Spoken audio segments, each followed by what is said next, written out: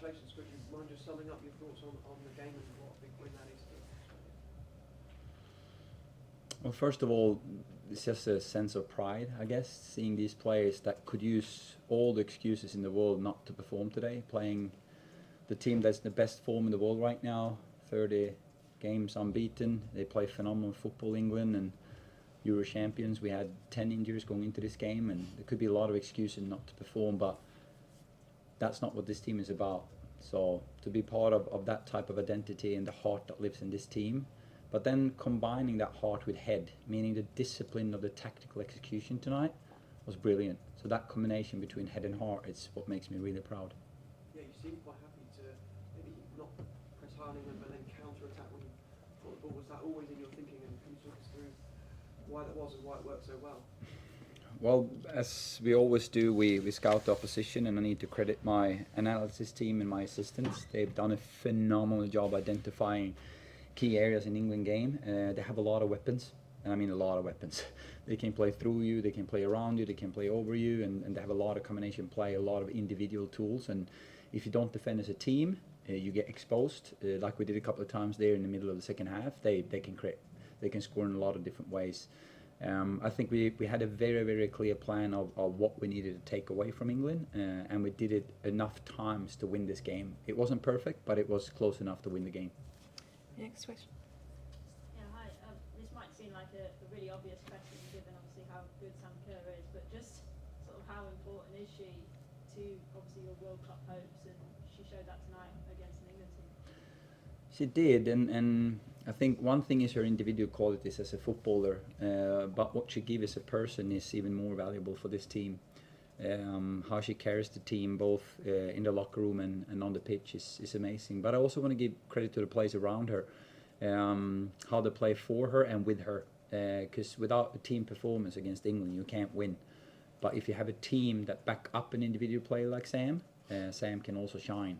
So in that sense, I think it was a very good combination of a team effort with individual brilliance. You had a little moment with her after the full-time siren. You put your arm around her and whispered in her ear. What did you say? Well, actually, the first thing I did ask, how are you? Because I was really worried. That was my number one question. Yes, I was happy about the win, but my concern was about her health.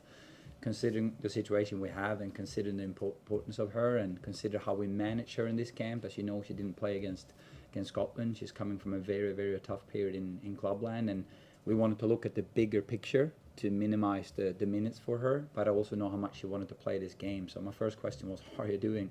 And then after that, obviously gave her credit for the effort and the performance she gave the team. Tony, has this win changed your attitude in any way about the tournament itself? Does it make you believe more that you can actually win this?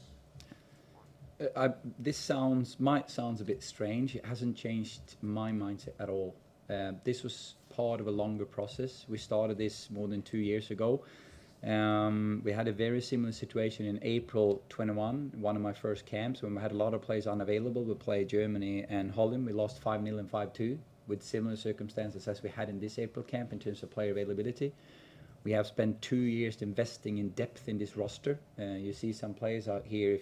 I said that in the press conference to some of you going into this game. We had Western Wanderers is in the A-League in Australia against Man United out here today. We had Charlotte Grant to play for Vittsjö in a mid-table team in Sweden that plays against Chelsea. Like all these, big names, big clubs, and we might not have the biggest resources. We might not have the most players in the big clubs, in the big leagues, but what we have is heart and commitment and pride to represent Australia. And when you have that and you have a player that is disloyal and committed, I've always believed in this team, and I'm so proud to be part of it.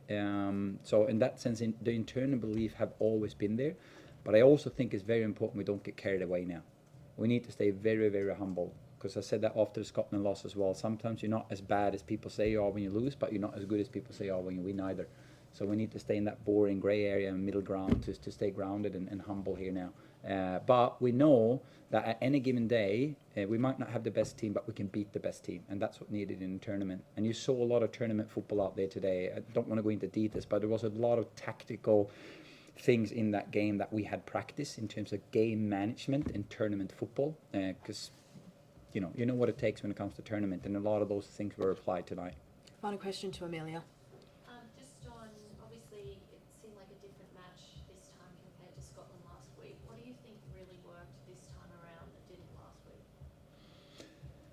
I think we were a bit blinded by the result against Scotland, looking at it as a really bad performance. We had a spell in the first half against Scotland, about 12 to 15 minutes that weren't good. But other than that, we were very dominant in that game. We created a lot. We had 17 shots, 17 to 10, but we didn't convert. And that's football at times. So we dug in deep into that game and made sure that the players saw that game more clearly, almost scoreboard blind, like take away the result and look at the performance. We learned a lot in the period we were bad in the first half against Scotland, and we learned a lot in the period when we dominated them completely, when we didn't convert. Scotland was good. I'm not taking away the win from them, not at all. But we were better than the result was showing. And then you see tonight, I think when we download the game tonight, I also think we're going to see maybe it wasn't a 2-0 game, because England created a lot of chances and they didn't convert. So maybe we need to come down and be a bit more humble about this performance in that sense. So there's always a balance in between that. Sorry, one question from Rich. Yeah. Finally. Tony, you mentioned one goal scorer. Can you speak about the other goal scorer tonight and Charlie Grant's evolution in this team? Does that reflect your overall project with the Matildas? I think you're spot on. Look at Charlie Grant's journey. She had 0 caps when I came on board.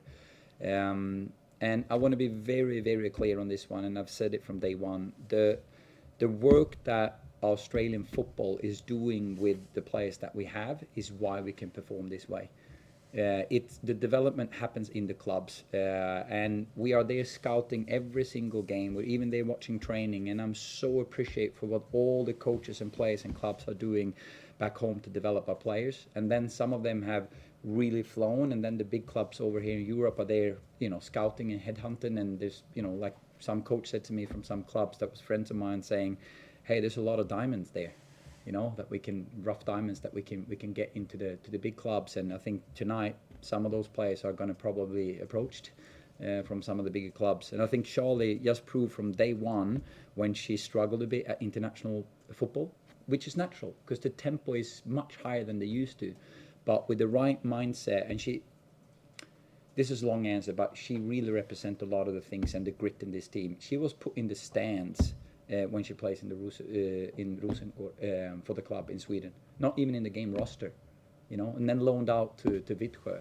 And look at what she does now against England away. Like that grit and commitment to always get one day better.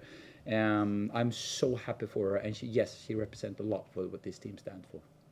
Fantastic. That concludes the press conference. Thanks, everyone. Have a